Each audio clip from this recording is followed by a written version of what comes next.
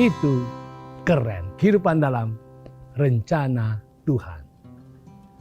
Djokovic mengalahkan Nadal di semifinal French Open. Padahal Nadal disebut sebagai Raja Gelanggang Perancis terbuka. Nadal telah memenangkan kejuaraan tersebut 13 kali. Tetapi akhirnya Djokovic yang menjadi juara pada tahun 2021 ini. Hebat. Siapakah yang lebih hebat? Nadal juara 20 kali turnamen Grand Slam? Ataukah Djokovic 19 kali turnamen Grand Slam? Ataukah Federer 20 kali? Manakah yang lebih hebat? Ronaldo atau Messi?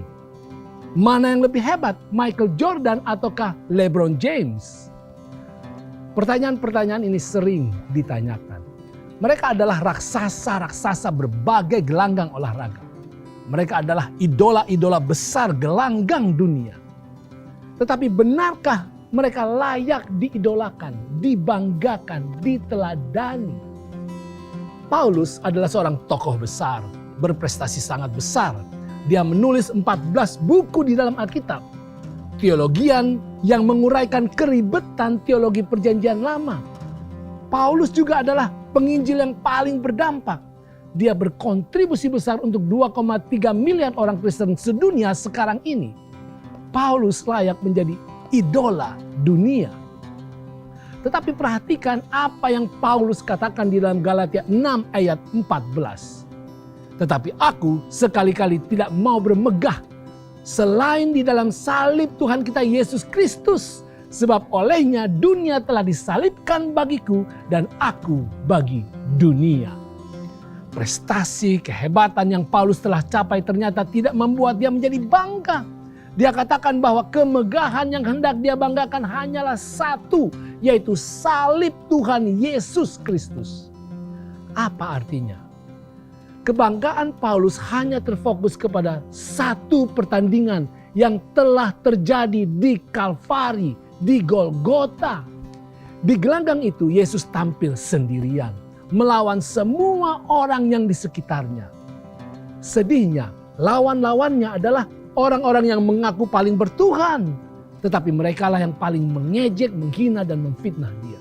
Bahkan juga murid-murid yang paling dia andalkan dan kasihi meninggalkan dia dan berkhianat terhadap dia. Di Kalvari, Yesus sangat bergumul secara mental. Dia tertekan. Dia merasa pertandingan itu terlalu berat. Sebelum tampil di sana, Alkitab katakan, lalu ia pergi untuk kedua kalinya dan berdoa. Katanya, ya Bapakku, jikalau cawan ini tidak mungkin lalu kecuali apabila aku meminumnya, jadilah kehendakmu. Di Kalvari, Yesus bergumul secara rohani. Dia merasa jauh terpisah dari Tuhan. Itu sebabnya dia berdoa. Kira-kira jam 3, berserulah Yesus dengan suara nyaring, Eli, Eli, lama sabachthani. Artinya, Allahku, Allahku, mengapakah engkau meninggalkan aku? Di Kalvari, fisik Yesus sangat tersiksa. Dia dicambuk, dipukul, ditusuk, berdarah-darah. Dan terus tergantung kesakitan di kayu salib. Di Kalvari, Yesus diserang secara habis-habisan. Bahkan oleh setan dan malaikat-malaikat. Di Kalvari, Yesus sebenarnya dapat menampilkan kuasa yang besar dengan menyerang balik dan menghukum musuh-musuh di sekelilingnya dengan kuasa ilahinya. Tetapi Yesus harus menerima siksa dan semua derita itu. Dan ini menjadi pertarungan batin yang sungguh sangat besar. Kenapa? Kenapa semua ini? Karena di Kalvari itu Yesus sedang membayar upah derita dan upah maut yang seharusnya ditanggung oleh setiap manusia. Yesus harus membayar apa yang setiap orang yang ingin diselamatkan tetapi tidak bisa membayarnya. Apapun yang kita miliki tidak akan dapat, tidak akan cukup, tidak akan sanggup untuk membayar tuntutan dosa yang kita miliki. Karena bayaran hutang dosa kita adalah maut. Saudara, inilah satu-satunya kebanggaan Paulus. Inilah juga seharusnya satu-satunya kebanggaan kita. Kebanggaan yang sesungguhnya adalah Yesus. Yesus yang telah bertanding dan bertempur berat di Kalvari.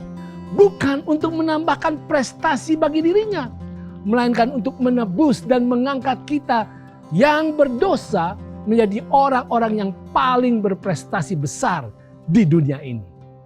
Benar saudara, di gelanggang Kalvari itu, Yesus telah menyelamatkan kita manusia yang bercacat, jahat, dan sesat. Manusia yang bersalah dan kalah, sekarang dapat menjadi juara-juara yang mengalahkan dunia.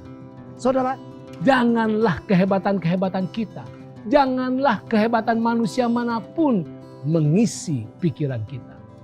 Banggakanlah Yesus saja. Teladanilah Yesus saja.